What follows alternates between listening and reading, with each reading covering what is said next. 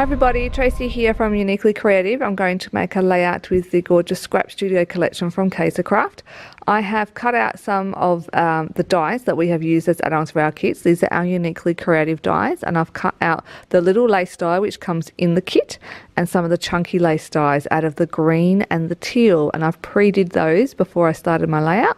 I've chosen this sheet as my base and I've cut off the barcode strip, and you will get a list of all the papers I've used and the codes and the sizes in our kit in the magazine that comes in the kit. So I decided that I wanted to use a different background, and I just love that little bit on the side with the doily on it. I'm just using my Tim Holt glass mat here just to line it back up to 12 inches so that I have got that gorgeous pink marbled paper lined up so it's still 12 by 12 layout, and I'm just trimming off the excess that was kind of hanging over because, you know, I don't cut straight. Now I'm just going to use my fingernails to lift the edge of the paper and kind of just start to distress it a little bit, and all the way around the edge is going to get distressed too. I'm using my Prima distress tool, but any distress tool will work, and I just wanted just to rough those edges up just a little bit. Once with that, I was happy with that. I've chose my photo. My photo size is 5 by 7 inches, and I have them printed with the white border just at Big W or Kmart or wherever. And I've taken some of that dictionary paper and I've made it slightly bigger than 5 by 7. And I've just started distressing the edges and then rolling them up with my fingernails to create that really distressed look. And then I decided I was going to lift all the edges on my layout as well with my fingernails. So once I was happy with that, I decided to create some layers, and I have got some of the pink ink and the little template that's in the kit, and I was going to put some more little distressing on there, and I've done it in a few spots and gone, yeah, you can't really see that. So I've kind of moved on from that, and I'm starting to create layers with the leftover of my papers I've cut up. Now I've distressed all the edges, and you'll see when I scrapbook I am very deliberate in, if I put one on the top right of that paper, I'll always put one on the bottom left, and each layer will always be repeated at the top and the bottom. So you can see how I just split the paper there with my fingernails and lifted all the edges, so top right, top bottom, and then I'm going to put my doily in. And I just use leftover cardboard or pizza boxes to map my photos, and I use 450 glue, and it is archival safe, and I have now just run to get a new one because that one was dead. And so that is what I'm going to use to mount my photo, so I don't just use hundreds of pieces of tape. So I just use cardboard, and that is me taking photos for the magazine because we've got to do step by step, remember. Now I've got my layout again. Now see how there is already a doily down in the bottom left? I felt like it needed one top right. So I've got my couple of doilies there.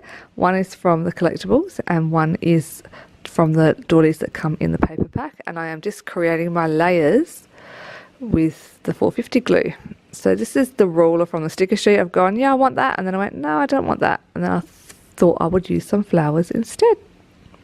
So I've just taken that flower sticker and I cut it in half on the sticker sheet, and then again I've got some on the right, some on the left. I always balance my layers out, top, bottom, and you can see how I go all the way along. So this, I changed my mind, and actually I'm going to put it underneath that little edge of the paper, and I've decided I'm going to do that the whole way along.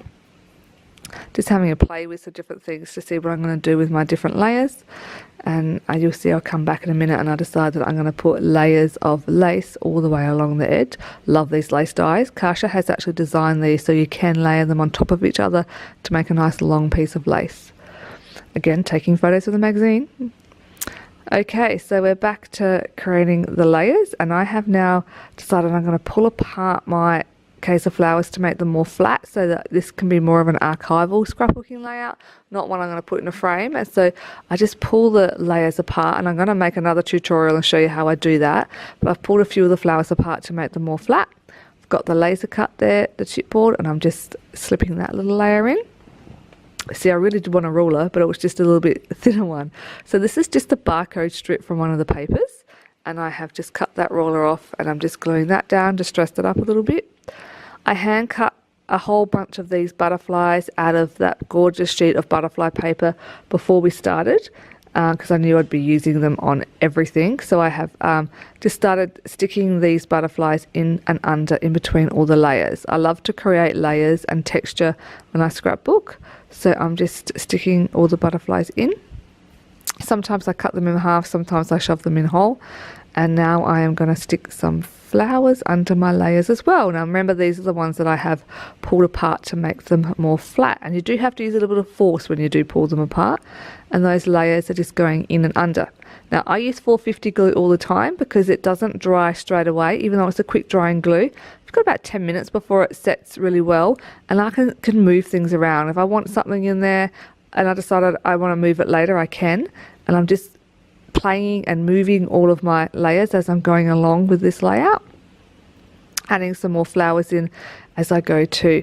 Now this little one on the top, I actually put a little piece of foam mount, and I've learnt, because I've scrapbooked for many years now, that foam mount adhesive is not the best over years. If it gets a little bit hot, it doesn't work. So if I use foam mounts, I always 450 them, no matter if I think the glue's good on them or not. I always 450 my foam mounts, because yeah, as been a scrapbooker for 15 years now, I have learnt that adhesive doesn't always stick so well, but 450 does.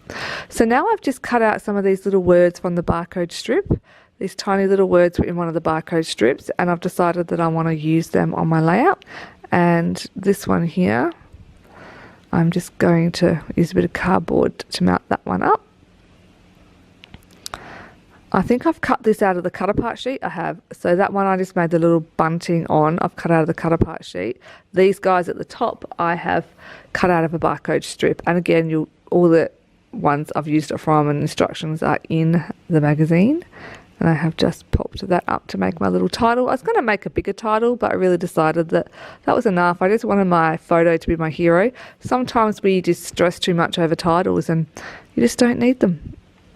Popping some bling on just to give it a little sparkle, and yes, I've decided that no, I don't want to go from top to bottom, I want to go from right to left, and I moved them, so they're fine. Our adhesive sticks quite well. Make sure you get that little back bit, and away you go, just a little pop. Love this photo of Pearl, her little spring shoot. So I hope you really enjoyed watching this video. You can order this kit online at www.uniquelycreative.com.au, and you get lots of layout ideas to choose from in the kit, and all of these things are in the box. Thanks guys, till next time, bye.